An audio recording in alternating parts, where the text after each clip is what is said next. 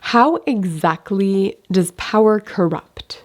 Like, what is the process by which that happens as someone, say, moves up within a system? So I'd like to do a thought experiment on that where we start with someone who is super good and altruistic and has tons of integrity, and we think about how they might change despite their good personness as they move up in the system. And as I do this, I actually would like to make an argument that one of the key factors here has to do with salience and the way salience changes as people move up within systems. So first, if I'm going to go there, I need to explain what is salience. Like, what do I even mean by that? And the way I like to explain this is with the daycare analogy, where my friends who have had kids, they find that suddenly when they get pregnant, they notice daycares everywhere. And they notice children everywhere. Like, children are in the grocery store and at the brewery, and they're just all over. And the reason children suddenly become salient to them, and especially daycares become salient to them, is because obviously they need to be thinking about, how will I manage my life with children? But before they got pregnant, they never saw all of those kids. They never saw all of those daycares, even if they drove by them day after day after day. Because what we actually see in the world around us depends on our own needs and our own goals. So things can be completely invisible to us if they're just not relevant. So that's the idea of salience. And then a slightly more technical definition might be salience is the importance weight that any one given thing has for you when you're making decisions. So like, do you buy travel insurance? Well, that depends on the importance weight you place on, say, the risk of your luggage getting stolen. And if you've thought a lot about your luggage getting stolen, maybe because this happened to a friend and they constantly tell the story, then the weight you place on that risk is way higher than if you hadn't even considered that your luggage could get stolen. And that weight imbalance could actually influence your decision about, say, how much you would pay for insurance. Okay, so let's get to our thought experiment, where we're going to start with someone I'll call John. And John is generous and altruistic and has really good values and works to act with integrity. He works to stand up for people who need someone to stand up for them. He pays attention to the plights of others. He's just a very wonderful person. And everybody who looks at John would say, he is so amazing. I wish he were in a leadership role. Like, I wish he were the president of the United States. And let's say he actually wants to become president of the United States. So the question is, how does he get there from the bottom? And one of the answers is that he has to kind of work his way up within the system, where he takes on roles of leadership in smaller settings, in slightly bigger settings, and that's actually somewhat of a necessary step because he probably doesn't have all of the necessary skills of leadership. So he probably needs to learn that by moving up within a system. And let's just imagine that he works for, say, a not-for-profit company that's a huge not-for-profit. And so him working his way up means that he's going to be in middle management at some point. And what does that actually look like for our wonderful John to be in middle management? Like, how do we contrast him with the bad boss? What's the difference here? And I think one of the differences is that the bad boss is kind of a bully. And he's a bully in a way that doesn't really have meaning. Like, when he tells people no, it's not because he is weighing better values. It's not because actually I can't give you that money for your project because we only have a certain amount of money and that this money needs to go to this other project that's really important. Like, that's not capricious. The bad boss is sort of like, I'm going to say no to you just to exercise my power because I don't like you. You don't respect me enough. So the bad boss is kind of like a bully in that role. And I think it's actually helpful to think about salience when it comes to high school bullies. So one thing that bullies might say, if say they're confronted about bullying a particular kid, is they might say, the total amount of time I spent, making fun of that kid in the whole school year was like, 20 minutes, maybe 30 minutes, but probably 20. That's not a big deal. Why are you making such a big deal of me making fun of that kid? So the salience of the bullying behavior to the bully is really, really low. He just doesn't think about it. But the salience of the bullying to the person being bullied is really high. Like every time they're in the same room as the bully, they feel anxious. They start to worry about being made fun of.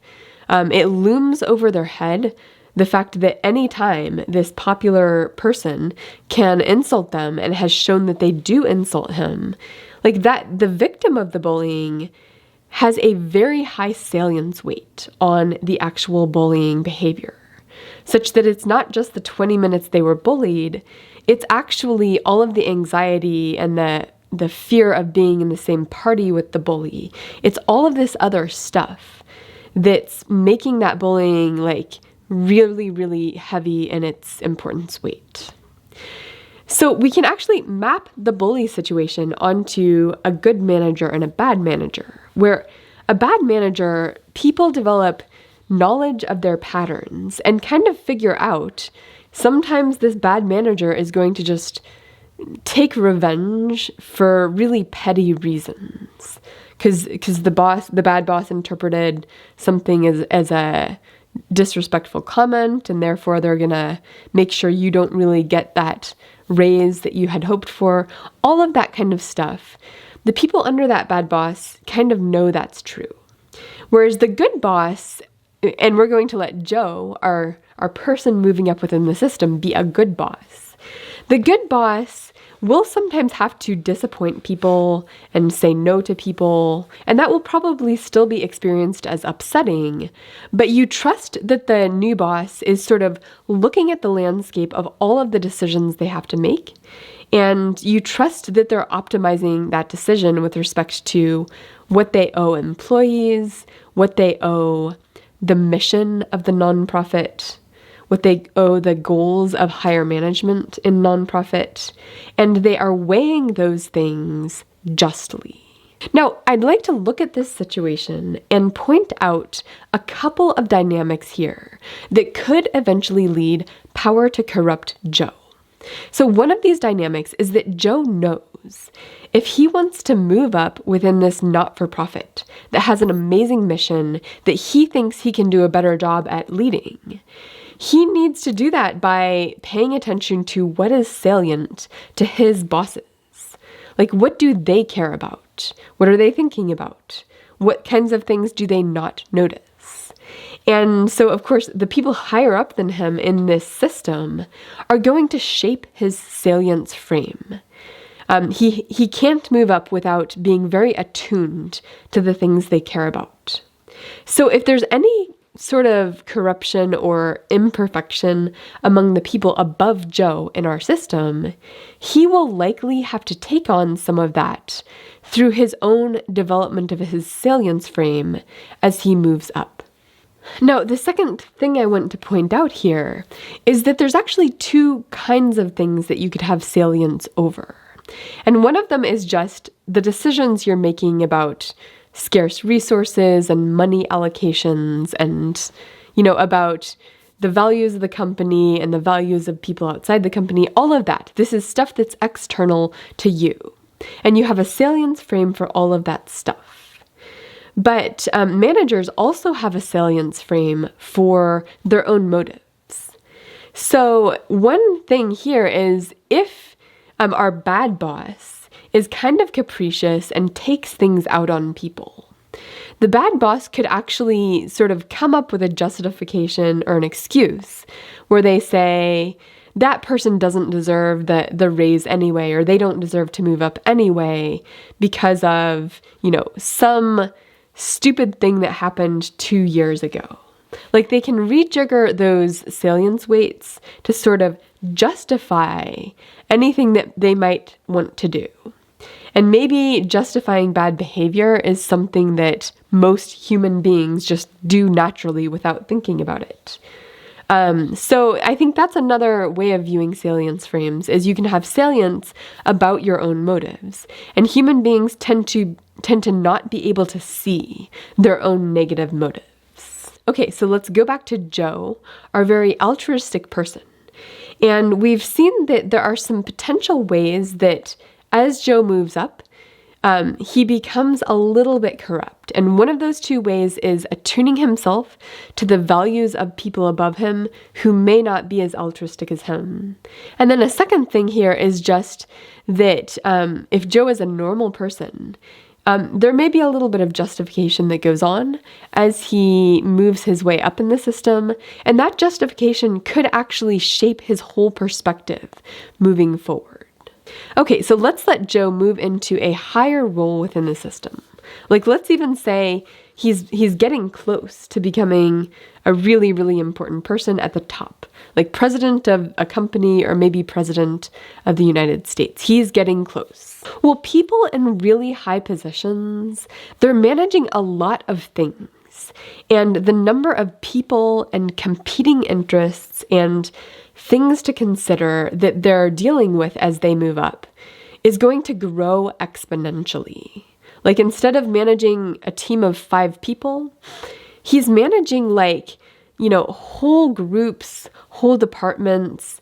He's managing sort of the external consequences and negative externalities of his whole system.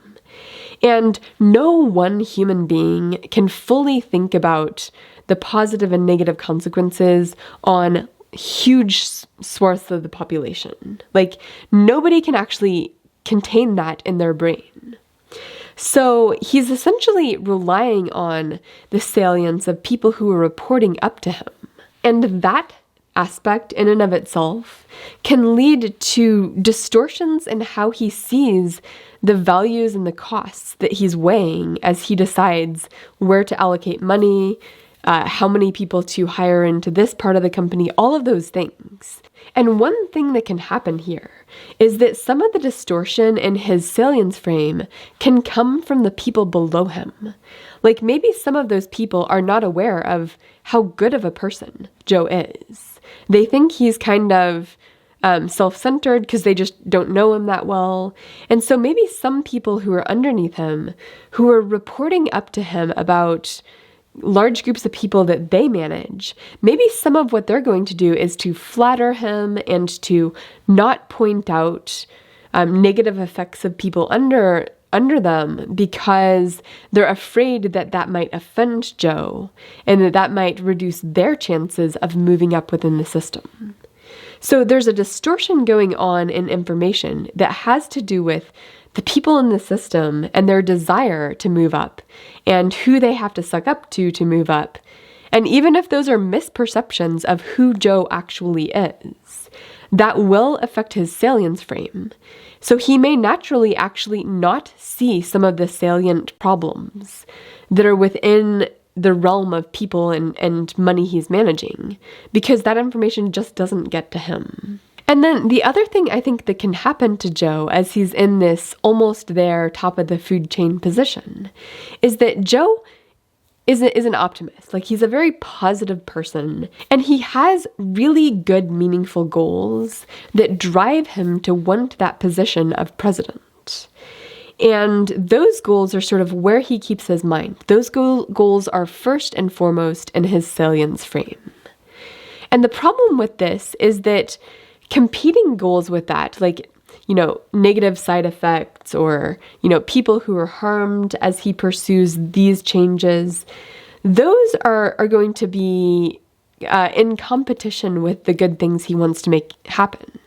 And I think it takes someone of tremendous integrity to not dismiss all of the negative effects that happen as he pursues his positive goals. So I think what can happen is that he can develop sort of these quick ways of dismissing those people.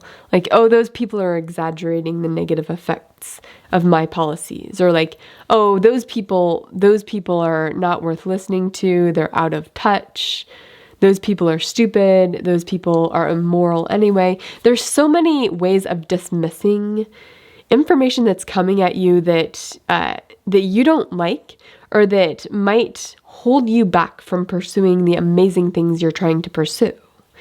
And as you move up within a system, the people around you are probably also dismissing those critics, dismissing the people who say they're harmed. You're like, oh, they say they're harmed by our policies. They just don't understand these wonderful things we're trying to achieve. So he's going to be surrounded by people who have a salience frame that dismisses all of that. And everybody tends to take on the salience frame of those they spend the most time with. So even if Joe would naturally listen to the people who are his critics and who say they are being harmed by his decisions, even if that's his natural altruistic tendency, just spending time and space with people who easily dismiss those, that's going to naturally shape his salience frame. And of course, it will do it in a way that naturally leads to corruption. So I think this is how good people become corrupt, as they move up and gain power within a system.